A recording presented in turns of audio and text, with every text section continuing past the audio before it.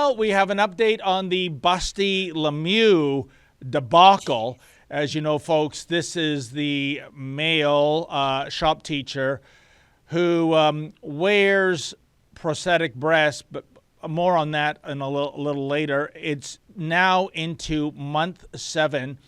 It is becoming clear to me, Sheila, that Busty Lemieux runs the Halton District School Board. Last night was a meeting to reveal, after months and months and months of studying, whether they could have a dress code. Oh, not a dress code for students, not a dress code for Halloween. That already exists. Right. But a dress code for teachers. The answer is not yet. We think by not having a dress code, this is what they're saying when you analyze the weasel words, Sheila, that we are basically embracing the Ministry of Education standards when it comes to what people have to wear, I guess. As you know, earlier in November, they said to impose a dress code would open up the school board to liability. That resulted in, I'm Look at this liability issue happening right here. Like, is he even wearing safety glasses? As I've always said, Sheila, forget about the Ministry of Education. Where's the Ministry of Labor? Every shop rule is being violated there. But in terms of dress codes and being open to liability, that was completely blown out of the water. Howard Levitt and his associate, and Howard Levitt is probably Canada's foremost labor lawyer. I know he charges more than $1,000 an hour. So I think he's probably forgotten more about labor law than the Halton District School Board trustees will ever learn. He said this is rubbish. Even in a highly unionized environment, of course management is entitled to impose a dress code. And they are, Sheila. So right now, so there's a couple of developments, pardon the pun. Basically, Busty Lemieux, and you tell me, Sheila and folks, if you think this is any kind of tangible solution. The original strategy was to play whack-a-mole, transfer them around the region to different schools and hope that nobody notices those ginormous Z-cup boobs. And of course, everybody noticed. That's inconspicuous. Then they brought him back. Then they brought him back to square one, Oakville Trafalgar High School. And guess what, Sheila? The bomb threats continued. So it was causing great operational difficulty because they'd have to search every room before school starts. So the solution now is they've kicked Lemieux out of school. Oh, hooray. Well, wait a minute. Check out the asterisk. He's on full paid leave, so he's getting his full salary and all his benefits to sit at home and play video games or whatever the hell it is this dude does. And secondly, because it seems that money, our money, is no object, Sheila, the Halton District School Board is going to hire a consultant, and I'm going to bet you it's going to be 6 figures at least. Oh, I'll get that contract to study whether they can have a dress code. Well, if we need a consultant, why in blue hell do we have these trustees? Why do you people have a job? You're not doing it. Why do you have to have an outside advisor to advise you on doing the obvious? And the third thing, Sheila, because there's so much blame to go around here, where the devil is Education Minister Stephen Lecce? He should have addressed this on the first day of school back in September. And because the school board has proven they are incompetent and they are incapable of enforcing a dress code which is fully within their bailiwick, he should have just said, I am disbanding you. This dog don't hunt, as they say in Alabama. And Sheila, school boards, like municipalities, they are a creature of the provincial government. And I can tell you, most school boards in Ontario, for sure, these are extensions of the NDP caucus. So why isn't Premier Cherry Cheesecake moving on this too? Because these are people that hate him and hate his government. And I think, Sheila, you mentioned in Alberta, there's a precedent for this, isn't there? The Ministry of Education basically eradicating an entire school board. Yeah, it happened in 2019, and they went without a school board for over 5 years. It was the Northland School Division. It's 27,000 students, mostly in northern Alberta, largely Métis and Indigenous kids across, I don't know, about a dozen or so schools. And the Alberta government said, you guys are literally not doing your job. The students were missing more than 4 days of school a month. Like, it was just like kids weren't showing up. Kids weren't meeting the acceptable standard for achievement tests. In grade 3, 39% met the acceptable standard versus 74% across the entire province. In grade 9 social studies, 14% of Northland students met the standard versus 65% across Alberta.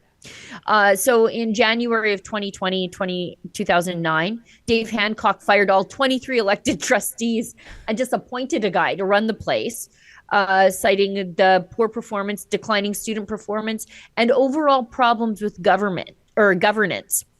And it was just a nightmare. And I think things have turned around there. Sorry, it was 2,700 students across the northern communities. And then they did a big study into what transpired. Why did this get so out of hand in the first place? Because at the end of the day, whatever garbage is going on between teachers, between the board, it's the kids who are suffering. And nobody seems to care that this has a real impact on the education of kids, while they allow this absolute mayhem to go on with, what did I call this person this morning? The Upper Canadian boob squatch, or the Greater Rupert's Land boob squatch. The kids have to live through this is absolutely ridiculous. They're just supposed to go to school, learn, meet some friends, eat some not so great lunch food, and then come home and go on with their lives. But they're in the middle of this spectacle and nobody seems to care. And Sheila, the bigger question is this. Why do we need school boards, especially since so many school boards are just hives of far left activists? Principals can be given additional powers, and we have the Ministry of Education. So why do we need the middleman in the first place? And again, case in point, the Halton District School Board, it's 7 months, and they can't even say that, yes, we are going to put a dress code in for this man that is making a mockery of Oakville Trafalgar High School when he's there, and making the Halton District School Board an international laughingstock. Yeah, and who do these wussies think they work for? They are elected by the parents, by the taxpayer, to act in the best interest of the parents and the taxpayer in an adversarial capacity against the teachers union. The Boobzilla has the teachers union on their side. They don't need a second advocate paid by the taxpayer to stick up for them. The board is supposed to be sticking up for the students. Yeah. And in case anyone thinks this is a transphobia thing, first of all, the trans community has been absolutely silent on this. In fact, some of them have come forward and they blame Lemieux for setting back their movement 2 decades because of this drag queen show he's doing. And this is today's front page story by our good friend, Joe Warmington. I love the headline, The Ladies' Man. And Nick Kozak, who is a Toronto photographer. He was hired by the New York Post. That's where this photograph is reprinted from, Sheila.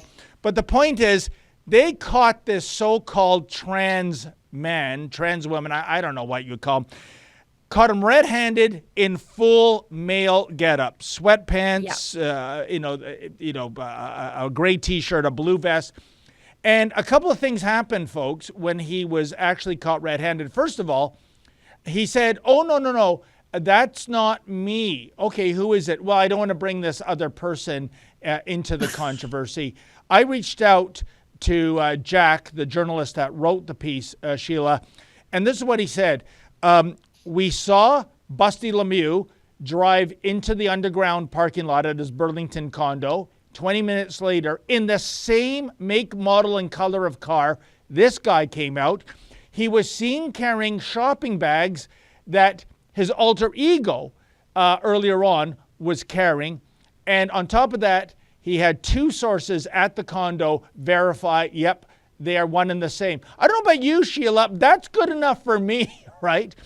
And then just to bring people up to date on, in case they hadn't been following the New York Post's brilliant reporting, Busty Lemieux agreed to a meeting, an exclusive interview at a Burlington cafe. And now the story is this. Those weren't props that we see him in.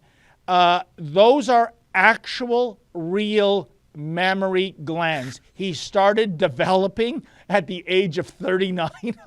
It's hard to say this without laughing. He's got a condition, I hope I'm pronouncing it right, gigantomastia. This is a bona fide condition. It's been verified by the Cleveland Clinic. There's about 300 cases that are known to them. It's basically enormous breast growth. Just one caveat, Sheila. Every single one of those 300 or so cases are biological females. Yeah. So the debate rages. Is this guy doing a cosmic prank? Is he anti-woke? Or is he completely off his freaking rocker? Is he mentally ill? I'm siding with option B, to tell you the truth. And, good for Nick Kozak for catching the great Canadian boobzilla in his natural attire, which is a male. And by the way, I'm not any kind of facial recognition expert, Sheila. Yeah, the jaw looks the same. Oh, forget the jaw. I'm looking at that nose. What are the odds that this guy, just some random passerby, has the exact same nose as Busty Lemieux? But what a circus. And, Sheila, we have a lottery, a scratch ticket lottery in Ontario called Cash for Life, where, you can get $1,000 a week for life. That's what Busty Lemieux has won without buying a ticket. He is staying at home indefinitely, being paid and getting all those gold-plated benefits for essentially for life. There's no deadline assigned to this. This is a disgrace. You know what? For the rest of the afternoon, the Mikes in my life are going to be texting me saying, see, Sheila, I told you so. He was a troll from the very beginning.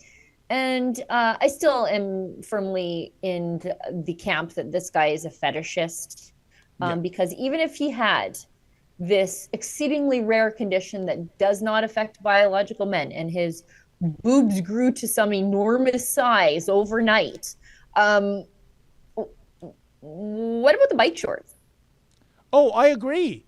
I mean, that's the thing. If this was really a biological female and she had that condition, she wouldn't be dressing in that sexualized fashion.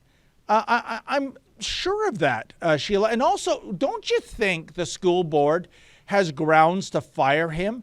Because remember, the original narrative is I'm transitioning into a female. But he told the New York Post he's not transgender, he's intersex. So this whole thing was built on a lie. So why is the lie being tolerated? It's like lying on your resume. That's grounds for dismissal. I'm sorry. Why don't they just fire him? And if they're worried about the union filing a grievance, and I don't know if they would or not, Sheila, then let's get into the ring and fight it out. Let's see if we can go ahead with this. But nope, we're going to hire a consultant and run out the clock, ragging the puck even further. I can't believe this. Oh, and I've just been told that we have lost Sheila on this National Old Stuff Day. Maybe we need new technology. What do you think about that, folks? So why don't we, in the meantime, oh, she is back. I'm back. And I have more things to say about the boob squatch. Does Boob Squatch think he's some sort of Clark Kent? Like this idea that, I'll just go take off my boobs and all of a sudden no one will know who I am. That weak, rounded jawline is Yep. that's really, really prominent. It's really identifiable. The fake boobs obviously mask his beer gut, but that lower jaw part, it's pretty clear that that is the same person. Oh, I don't know, Sheila. Maybe it's just an absolute coincidence that the dude drives the exact same make, model, and color of car. Oh, and has the exact same license plate too. Just a coincidence, I'm sure. Oh, someone will catch the boob squatch going in and out of its lair one of these days, and the world will know. I mean, that photo is pretty conclusive, but video is always better, I think. Yeah.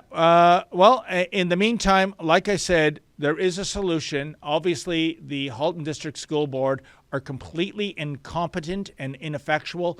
So it's time for Education Minister Stephen Lecce to grow a set and just dismantle this joke woke school board once and for all. Why do we need them? Do what happened in Alberta back in 2019, Sheila, as you pointed out.